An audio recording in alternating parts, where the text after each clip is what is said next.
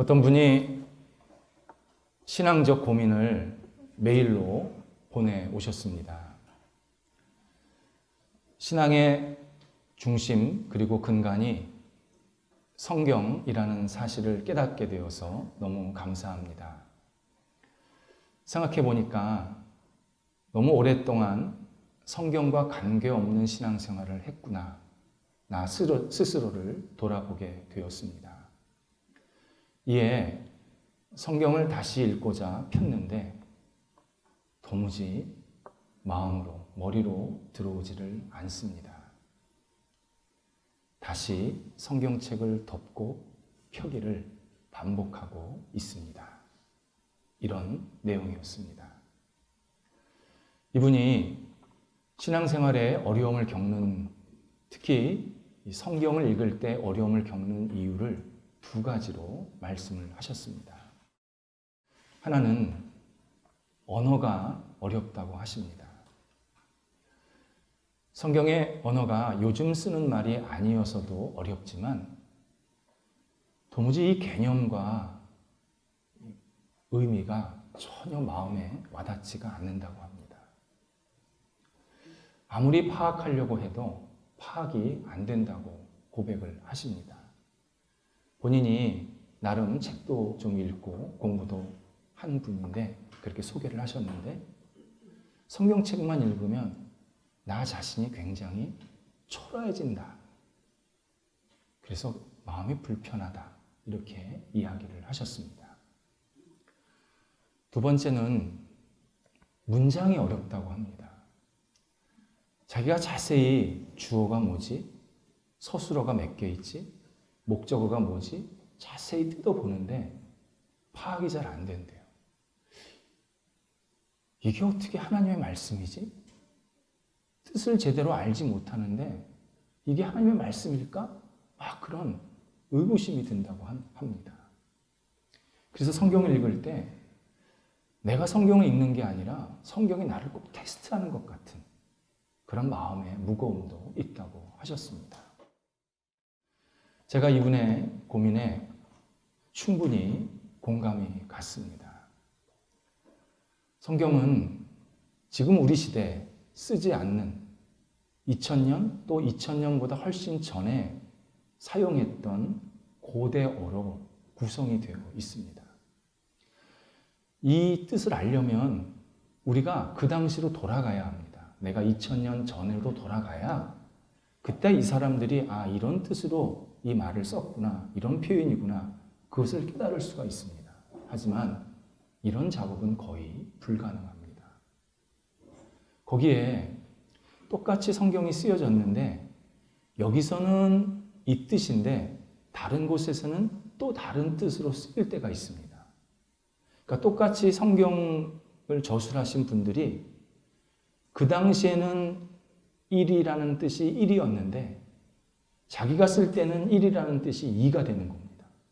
그러니까 우리의 입장에서는 똑같은 단어, 똑같은 표현인데 분명히 앞에서는 그런 뜻이 아니었는데 왜 지금 또 이런 뜻이지? 막 헛갈리는 겁니다. 이것은 지금 우리 시대에도 마찬가지입니다. 우리가 같은 시대를 살고 있지만 언어가 잘 명확하지가 않습니다. 지방령 이런 말 아십니까? 이거를 아시는 분은 드무실 겁니다. 젊은 분들은 아실 겁니다. 땅지, 묶을밥, 그 다음에 홀령 영자를 씁니다. 땅에 묶여진 영혼. 그래서 특정한 장소나 사이트에 쓸데없이 오래 머물러 있는 사람. 그 사람을 지방령이라고 합니다. 왜 저는 죽돌이 죽순이라고 썼거든요. 근데 요즘은 그 말을 안 쓰고 저 사람 저 카페에 지방령이야.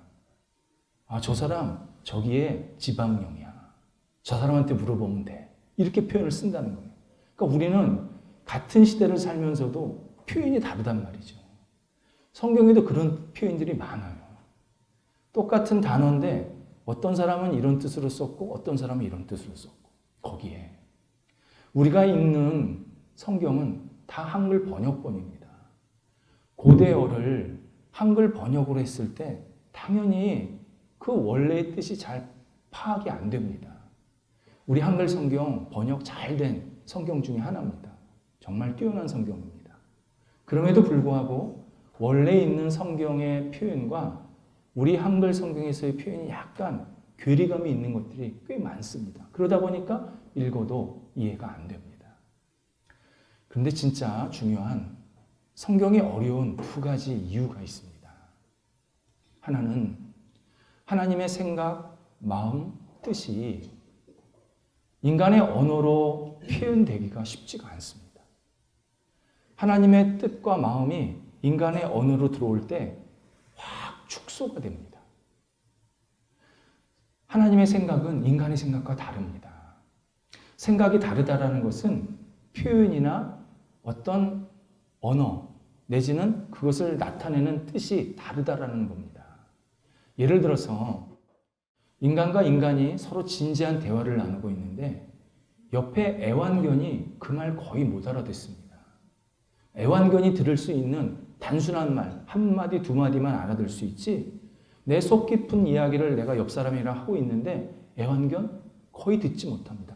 애완견의 지성과 인간의 지성, 애완견의 생각과 인간의 생각이 완전 다르기 때문입니다. 똑같습니다. 그래서 성경이 어렵습니다. 그래서 성경이 어렵다고 하는 것은 결국 하나님은 우리보다 다른 존재다. 우리보다 훨씬 높고 위대한 존재다. 이것을 반증하는 뜻이기도 합니다. 두 번째는 한 문장에 하나님의 뜻이 하나만 들어가 있지를 않습니다. 하나님의 뜻과 생각이 굉장히 다양하고 깊게 들어가 있습니다. 성경은 1 더하기 1은 2다. 이렇게 단순한 내용이 아닙니다. 성경 한 구절 한 구절 그리고 그 표현 하나하나는 그 위대하신 정말 전능하신 하나님의 뜻이 싹 녹아 들어와 있기 때문에 우리는 이 성경을 읽을 때 문장을 읽으면 안 됩니다. 우리 흔히 하는 말로 행간을 읽어야 합니다. 그러니까 문장과 문장 사이에서 하나님이 왜 이 이야기를 우리한테 지금 하고 계실까를 계속 묵상하고 생각을 해야 그때서 비로소 조금씩 하나님의 생각이 깨달아집니다. 그래서 놀라운 경험을 하는데요. 성경을 읽을 때마다 새롭게 느껴지기 시작합니다.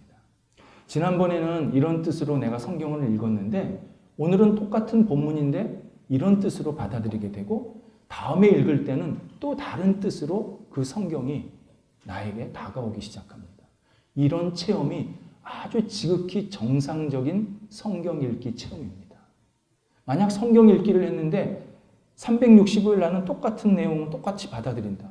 그분은 지금 성경을 잘못 받아들이고 있는 겁니다. 성경이 그렇게 단순하지가 않습니다. 그래서 성경을 우리가 읽을 때는 두 가지를 빨리 포기해야 합니다. 내려놔야 합니다. 하나는 나는 성경을 다 이해할 수 있다. 이 생각 빨리 내려놔야 합니다. 세상에 어느 사람도 성경을 다 이해할 수 있는 사람은 없습니다. 어떤 사람은요, 아주 뛰어난 학자인데요. 단어 하나 가지고 평생을 연구합니다. 우리 입장에서는 야, 무슨 단어 하나 가지고 평생을 저렇게 뛰어난 학자가 연구하느냐? 아니요. 그분은 파도 끝이 없는 겁니다. 이 내용이. 그래서 그분이 연구한 결과를 책을 2권, 3권, 단어 하나를 가지고 책을 2권, 3권을 내는 겁니다. 그러니까 우리 같은 사람은 그런 책을 보면서 많이 도움을 받는 겁니다. 성경은요, 기본적으로 하나님이 나한테 깨우쳐 주시면 내가 받는다. 이걸 전제해야 합니다. 그래서 성경을 읽을 때는 오늘 내가 이런 것을 깨달았구나. 감사합니다. 그렇게 그냥 받아들이면 됩니다. 그래서 성경 읽기의 목적은요. 성경을 내용을 많이 안다. 많이 읽는다. 여기에 두시면 안 됩니다. 성경의 내용을 하나라도 깨닫게 해주시면 그것을 내가 생활 속에서 실천한다. 순종한다. 여기에 성경 읽기의 목표가 있어야 합니다. 성경을 읽을 때는 내가 오늘 요만큼 깨달았구나. 내가 요거를 잘 생활 속에서 실천해야지. 요게 올바른 성경 읽기의 모습입니다. 또 하나는 성경을 혼자 읽으면 되지 라는 마음을 빨리 내려놔야 합니다. 성경은 절대 혼자 이해할 수 없습니다. 혼자 성경을 이해하려고 하다가 신앙 잘못 들어간 사람이 꽤 많습니다. 오해해서. 이단이 그래서 나오는 겁니다. 이단을 보면요, 어디 산속에 들어가서 자기 혼자 열심히 성경을 100번, 200번 읽었대요. 그래서 깨달았대요. 그건 잘못 깨닫는 겁니다.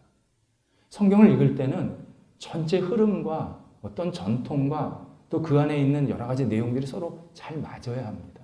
이것은 절대 혼자 알 수가 없습니다. 도움이 필요합니다. 제일 먼저 가장 중요한 도움을 줄 수 있는 분이 성령 하나님이십니다.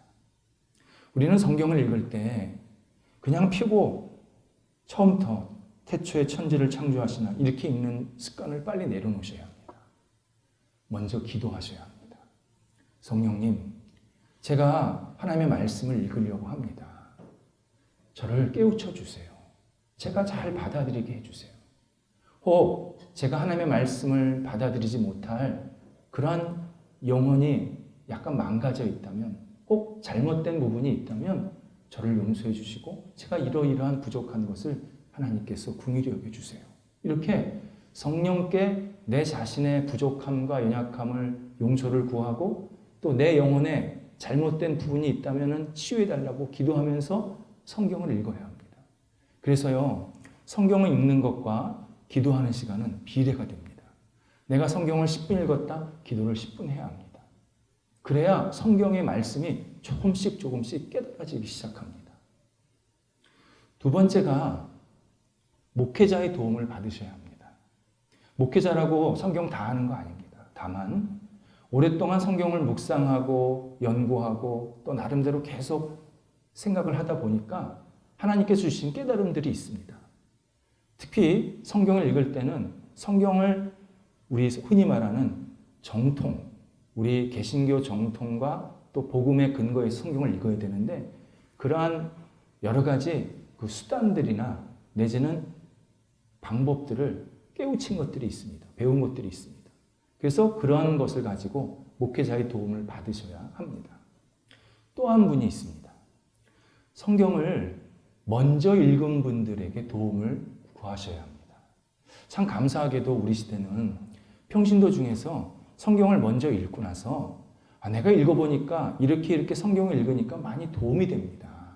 이렇게 읽으시면 훨씬 이해하기가 좋습니다. 라고 방법을 알려주시는 분들이 계세요. 굉장히 고무적인 현상입니다. 이런 분들과 함께 만나서 자꾸 성경도 같이 읽고 교제하면서 성경의 이러이러한 부분을 내가 깨달았습니다. 서로 나누는 시간, 이것도 굉장히 중요합니다. 이런 모든 도움이 일어날 수 있는 모임이 바로 교회입니다. 교회는 하나님께서 우리에게 주시는 여러 가지 이유들이 있는데 그 중에 하나가 성경, 하나님의 말씀을 읽을 때 서로 도와주고 도움을 받아라 라는 의미로 교회에 이렇게 사람들을 모이게 해주셨습니다. 기독교 신앙 역사를 보면요, 한 사람이 변화가 일어나고 또 그 모임이 변화가 일어날 때 가장 핵심에 교회가 있었고 그 교회 중심에 성경이 있었습니다. 강연장이나 강의장에서 사람이 변한 것은 거의 없었습니다. 교회에서 꾸준히 성경 말씀을 같이 묵상하고 나누고 또 듣고 전하고 이런 과정들을 통해서 사람들이 그의 영혼이 변하게 됐고 삶이 변하면서 훨씬 예전보다 성숙하고 구원에 이르는 그러한 사람들을 계속 지금까지 기독교 신앙은 유지하고 있습니다. 오늘 본문 신약 성경에서 이해하기 어려운 내용 중에 하나입니다. 그냥 읽을 때는 이게 뭐가 어렵죠? 그렇게 생각되시죠? 근데 이것 때문에 예수님과 성경이 굉장히 공격을 당했고 지금도 당하고 있습니다. 43절에서 예수님께서 사마리아 지역에서 사역을 하시고 북쪽에 있는 갈릴리 지역으로 넘어가셨다, 움직이셨다라고 설명해 줍니다. 갈릴리 지역은 예수님의 고향입니다. 예수님이 태어나신 곳은 남쪽 유다 지역의 베들레헴이라는 마을이었고 실제로 계속 자라시고 30세까지, 그러니까 공생애를 시작하시기 전까지 생활하시고 자기 역할, 목수이셨습니다. 그 자기 역할을 하셨던 장소가 북쪽 갈릴리의 나사렛이라는 마을이었습니다. 그러니까 우리식대로 표현하자면 원적, 내가 태어난 곳은 유다도 베들레헴시고 본적, 내가 자란 곳은 갈릴리도 나사렛시고 현 주소 불명. 예수님께서 머리 들 곳도 없으셨습니다. 그래서 그때그때마다 잠자리를 청해서 같이 주무실 수밖에 없었습니다. 이게 예수님의 지금 현 주소입니다. 근데 이때 예수님께서 갈릴리로 넘어가시면서 선지자가 고향에서 높임을 받지 못한다라고 말씀을 하십니다. 이 표현의 핵심은 미래형에 있습니다. 내가 선지자, 그러니까 예수님 얘기하는 겁니다. 나 예수가 저 갈릴리로 가는데 우리 고향인데 인정을 받지 못할 것이다. 예고해 주신 겁니다. 그런데 45절에서 적지 않은 갈릴리 사람들이 예수님을 믿고 받아들였다. 바로 이 부분에서 불일치가 생긴 겁니다. 그래서 많은 사람들이 예수님이 정말 구원자야? 예수님이 정말 전능한 분이야? 분명히 당신이 나는 갈릴리에 가서 핍박받을 거고 거부당할 것이다 미래형으로 얘기를 해주셨는데 막상 갈릴리로 가니까 사람들이 예수님을 받아들였다. 그러면 예수님은 자기 앞가림도 못하고 앞도 제대로 알지 못하는 그런 한 인간에 불과한 거 아니야?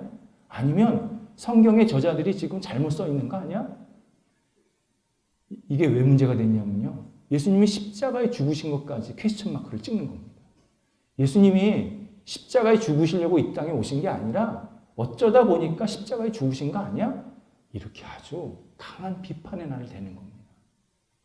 그래서 지금도 이 본문은요. 성경을 연구하시는 분들 사이에서는 굉장히 구설수가 많은 내용이에요. 그러니까 연구하니까 엉뚱한 것만 연구하는 거예요. 일반 교인들이 보면 그냥 그런가 보다 그러고 넘어갔는데 깊게 이해하려고 그러면 이게 더 꼬여 있는 거예요. 성경에 이런 게 굉장히 많이 있습니다. 그래서 성경을 다시 이해할 때는 조금 더 큰 차원에서 앞뒤 상황을 좀 정돈을 해야 합니다. 오늘 본문도 마찬가지입니다. 전체 상황을 다시 재구성을 해야 합니다. 예수님께서 갈릴리에서 사역하신 게 오늘 본문이 처음이 아닙니다. 본문에는 처음처럼 나오지만 최소 2번 이상은 갈릴리에 가셔서 벌써 사역을 하셨습니다. 2번 이상입니다. 제일 첫 번째 갈릴리에서 사역하신 내용이 누가복음 4장에 나옵니다. 이렇게 활동하셨습니다. 예수님께서 갈릴리 회당에 들어가셔서, 회당이라는 것은 우리의 유대인들의 말하면 회당이고 우리는 교회고, 성전 말고 그 자기들이 지역에 있는 교회를 얘기하는 겁니다. 그 회당에 들어가셔서 내가 지금서부터 새로운 구원을 너희들에게 전할 것이다. 가난하고 억압받고 힘들고 고통받는 사람들에게 내가 진정한 치유와 회복과 구원을 전할 것이다.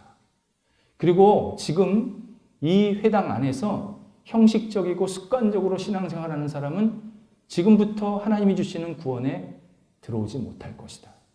지금까지는 자기들이 잘 살았다, 우리는 신앙이 좋았다 그렇게 큰 소리 칠 수 있을지 모르겠지만 지금서부터 내가 하나님의 말씀과 구원을 선포할 텐데 지금 신앙생활하는 모습 가지고는 하나님 나라에 갈 수가 없다. 신앙의 방향과 목적을 완전히 바꿔야 한다. 이렇게 선언도 하셨고 경고도 하셨습니다. 이때 갈릴리 사람들이 분노가 일어납니다. 저희가 뭔데 우리한테 구원을 준다 만다, 우리가 신앙생활을 잘한다 못한다 그렇게 구별을 하느냐. 그러면서 공격을 하는데 예수님을 끌고 낭떠러지로 가서 밀어뜨리려고 한 겁니다. 참 과격하죠.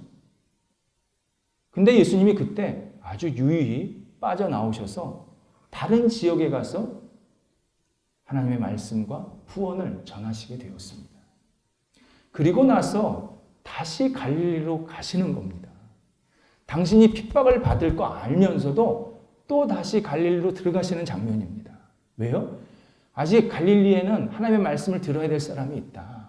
구원받을 사람이 있다. 이런 것을 분명히 알았기 때문에 예수님이 핍박을 불구하고 들어가신 겁니다. 이때 일부 사람들은 예수님을 당연히 핍박을 했지만 일부 사람들은 예수님을 받아들였다, 영접했다. 그렇게 오늘 본문에서 설명하고 있습니다. 그리고 예수님을 받아들이게 된 이유가 뭐냐? 예수님이 예루살렘에서 하신 행동을 보았기 때문에 예수님을 다시 받아들이게 됐다. 이렇게 설명해 주고 있습니다. 예수님께서 예루살렘에서 하신 행동은 요한복음 2장에 나옵니다.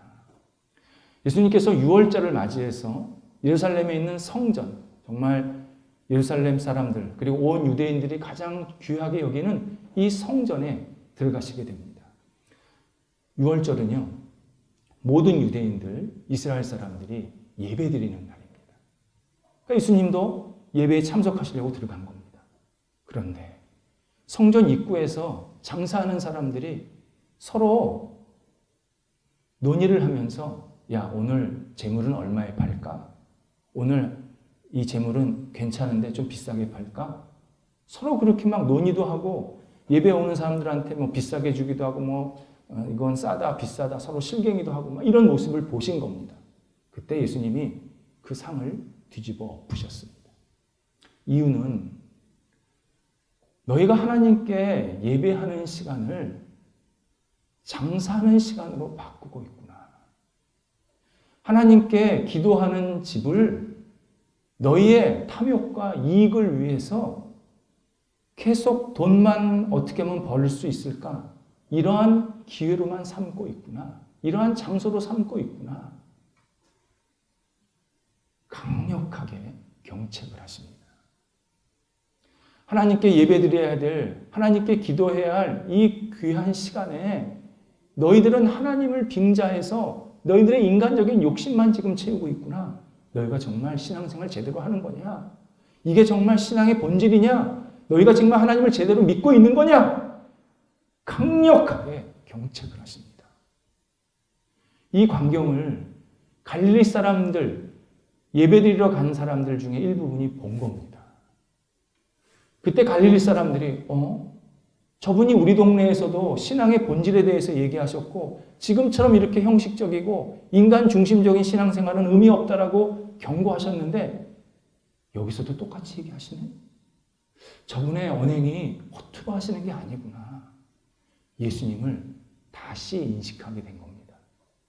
그리고 나서 유월절이 끝나고 갈릴리 사람들이 갈릴리로 돌아왔고 마침 예수님이 그들에게 오셔서 구원과 하나님의 진리를 전하셨을 때 갈릴리의 사람들 중에서 예루살렘에 갔다 온 사람들이 예수님의 말씀을 듣기 시작한 겁니다. 그 전까지만 해도 저 사람 뭐야? 저 목수의 아들 아니야? 저 나사렛 출신 아니야? 이렇게 예수님을 거부를 했는데 예루살렘에서 신앙의 본질, 갈릴리 회당에서 신앙의 본질을 계속 말씀하시는 것을 들으면서 우리가 저분의 말씀을 들어야겠다. 마음이 열렸고 그리고 예수님을 받아들이기 시작했다. 이렇게 우리에게 알려주고 있습니다. 오늘 본문에서 예수님을 통해서 우리가 깨닫고 받아들여야 할 내용들이 있습니다.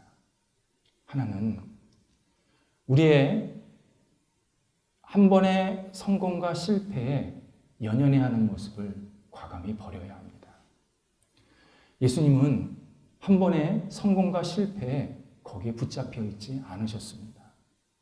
분명히 처음 갈릴리 사역에서는 어려움을 당하셨지만 거기에 조금 더 연연해하지 않으시고 바로 다른 곳에 가서 구원과 하나님의 말씀을 담대하게 선포하셨고 또 그 가운데서 많은 사람들이 하나님께 돌아오는 그러한 일들을 계속 만들어 가셨습니다. 대표적으로 바로 앞에 사마리아 지역에서 있었던 일입니다. 사실 사마리아 사람들이 예수님을 받아들이고 온 세상의 구주라고 고백하는 이 사건, 이거 기적입니다. 그냥 기적이 아니라 기적 중에 기적입니다. 우리는 사마리아 사람들이 예수 잘 믿었구나 그렇게 단순하게 받아들이지만 그 당시 분위기는 전혀 그런 분위기가 될 수가 없었습니다. 사마리아 사람들, 본인들도 유대인이었지만 다른 유대인 쳐다보지도 않았어요. 상종도 안 했어요. 말도 안 했어요. 그런데 유대인 중에 유대인인 예수님이 오셨을 때 그분의 말씀을 듣고 이분이 진짜 구원자구나 고백해서 많은 사마리아 사람들이 그분을 받아들였다. 이것은 인간의 사건이 아니었습니다. 하나님의 사건이었습니다. 이렇게 사마리아에서 예수님께서 큰 사역에 성공을 하셨는데 그걸 거들떠도 안 보시고 그냥 과감히 내려놓으시고 자기가 핍박받는 거 아시면서도 갈릴리로 다시 들어오신 겁니다. 이유는 그게 하나님의 뜻이었기 때문입니다. 비록 당신은 어려움을 당하지만 분명히 갈릴리 안에서는 하나님의 자녀로 될 사람들이 있다. 하나님의 말씀을 들을 사람이 있다. 이들을 계속 이끌어야 된다. 큰 사명감을 가지고 다시 갈릴리로 들어오신 겁니다. 그런데 지금만이 아니라 앞으로 계속 몇 번씩 갈릴리로 다시 들어가십니다. 그때마다 부딪히시죠. 그때마다 핍박받죠.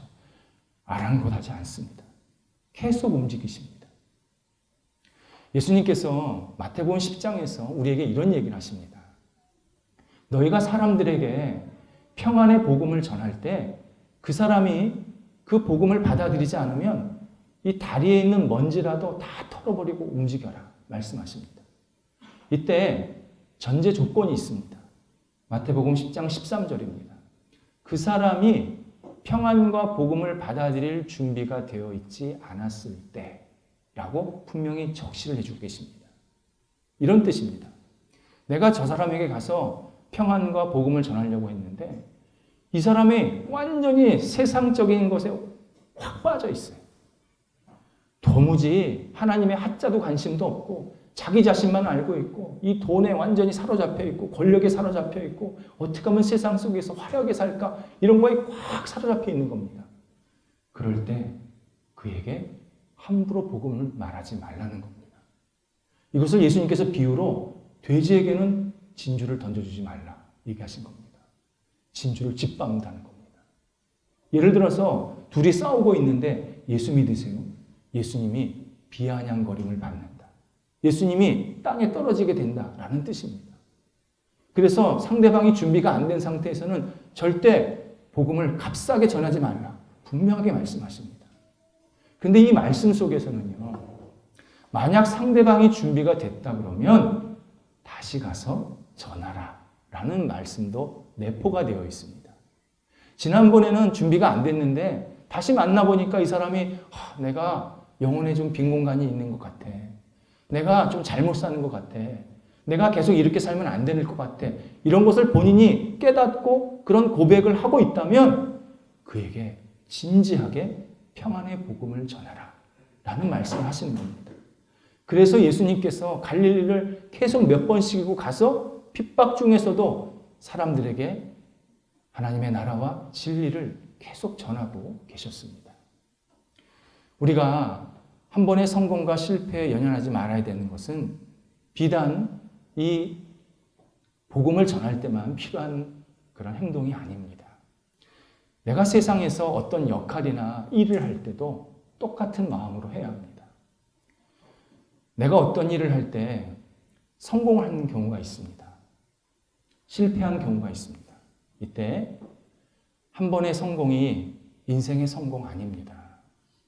한 번의 실패가 인생 전체의 실패 아닙니다.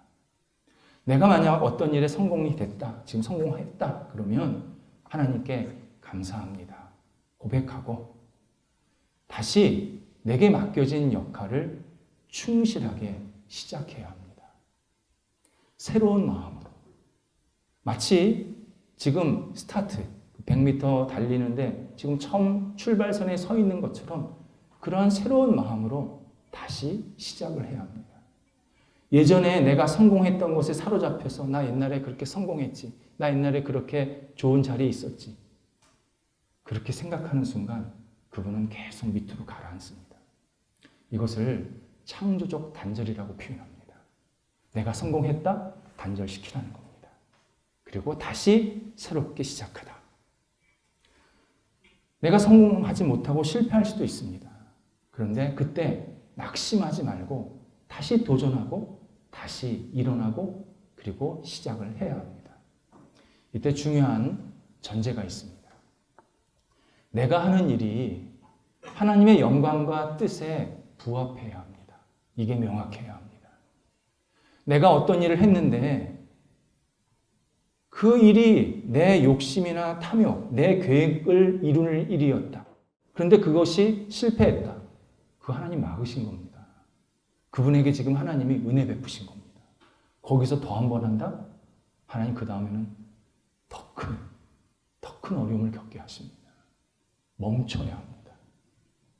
그런데 내가 하는 역할이나 일이 정말 하나님의 영광과 뜻을 위한 일이었다. 이거 정말 진심이었고 이거 하나님 앞에서 내가 정말 기도하면서 이거 한 거다. 그게 분명하다. 그러면 주저하지 말고 다시 일어나서 도전하고 다시 시작하고 다시 앞을 향해서 나아갈 수 있어야 합니다. 그러면 하나님께서 선한 열매를 맺게 하십니다. 두 번째는 예수님께서 하나님의 말씀을 이루시는 것에 당신의 삶의 초점과 역량을 다 맞추셨습니다. 그게 제일 우선순위였습니다.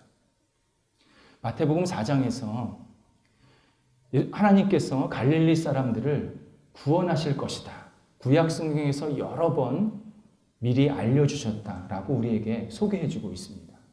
실제로 이사야 9장 같은 데서는 갈릴리 사람들이 흑암에 있는 백성들, 사망의 그늘에 앉아있는 사람들이라고 표현을 하면서 이사야가 하나님께서 그들에게 큰 빛을 비춰주시고 그들이 큰 빛을 받아들여서 결국 구원의 자리로 돌아올 것이다 라고 이사야가 하나님의 뜻을 미리 예언해 주었습니다. 바로 예수님께서 이 하나님의 말씀을 알았기 때문에 계속 갈릴리를 찾아가셔서 갈릴리 사람들을 구원하려고 하나님의 백성으로 삼으시려고 계속 기회를 주신 겁니다. 여기 큰 빛이 있다. 큰 빛이 있다. 나를 따라야 된다. 나를 바라봐야 한다. 계속 갈릴리 사람들에게 구원의 노크를 두드리신 겁니다. 예수님은 우리도 하나님의 말씀에 따라서 순종하고 하나님 말씀을 이루는 일에 집중하라고 오늘 우리에게 말씀을 하십니다. 어떤 분은 하나님의 말씀대로 사셔야 합니다. 하나님의 말씀을 내 삶에 적용하셔야 합니다. 라고 말씀을 드리면 반발심을 갖는 분들이 계십니다. 하나님 말씀을 내 삶에 적용하기에는 이 성경이 너무 추상적이고 막연합니다. 하늘의 별 따는 것과 같습니다. 때로는 성경대로 살았다가는 완전히 시대에 뒤처지고요. 나 고리타분한 사람 됩니다. 그렇게 말하는 분들이 계십니다. 그러면서 성경의 내용은 현대인들의 생활 방식, 가치, 직업, 어떤 재물에 대한 생각들, 이러한 것들과 너무나 다릅니다. 이런 것을 제대로 표현해주고 있지 않습니다.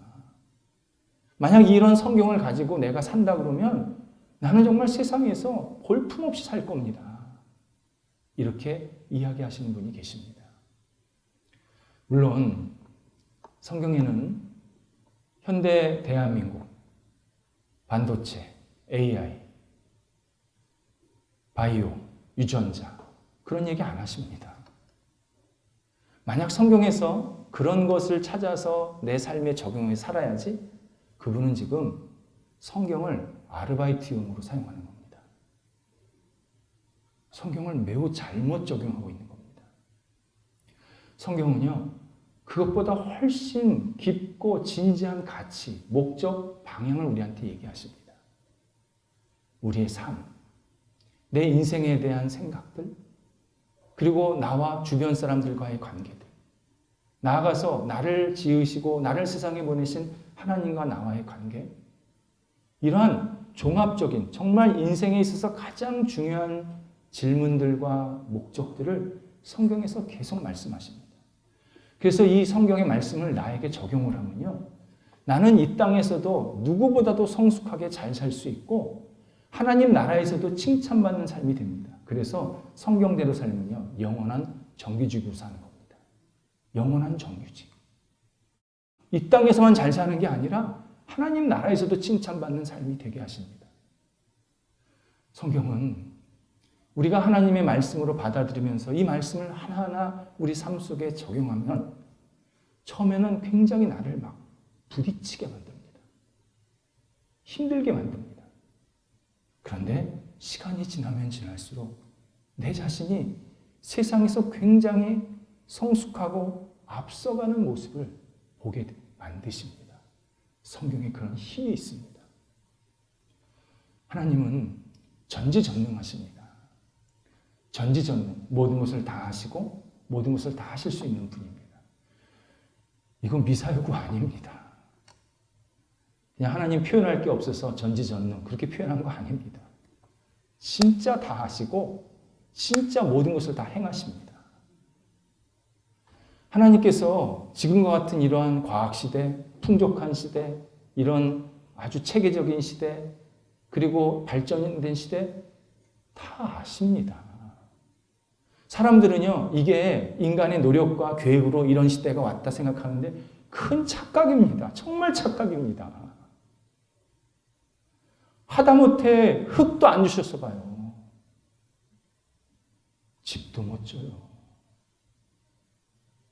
공기를 안 주셨어 봐요. 숨도 못 쉬어요. 하나님께서 우리에게 기회를 주셨고 우리에게 문을 열어주셨고 열매를 주셨기 때문에 우리가 이런 시대를 맞이한 겁니다. 인간의 노력과 계획은 그 중에 정말 작은 부분입니다. 노력할 수 있고 계획 세울 수 있게 계속 동기를 부여해 주시고 그러면서 길을 조금씩 열어주시고 열매를 맺게 해주셔서 지금 세상이 이렇게 오게 된 겁니다. 그리고 이 세상은 지금이 끝이 아니라 하나님께서 이끌어 가실 때 하나의 과정입니다. 하나님께서 다음 세상 어떤 모습으로 계속 이끌어 가십니다. 우리는 그럼 어떻게 될지 몰라요. 어떤 세상이 올지 몰라요. 그런데요, 내가 이 세상에서만 잘 살려고 하면요, 앞으로 올 세상이 막 불안해요. 걱정이 많아져요. 그래서 사람들이 어쩔 줄을 몰라 하는 겁니다. 근데 하나님께서 세상을 이끌어 가시면서 우리에게 계속 하시는 말씀이 있습니다. 내가 세상의 주인이란다. 나 여호와가 너를 이끄는 인도자란다.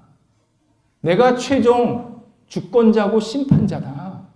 너는 나를 믿고 의지해라. 나만을 바라봐라. 나를 따르라. 계속 우리에게 말씀하시는 겁니다.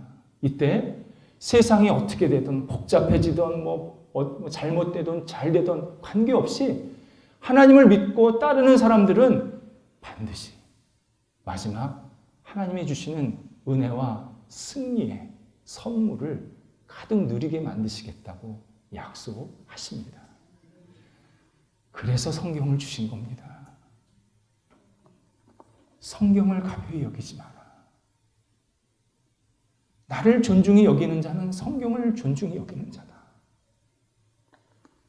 이 하나님의 말씀 성경이 우리의 유일한 진리로 인도하시는 길잡이이고 우리를 가장 온전하게 살게 하는 유일한 인도자 됩니다.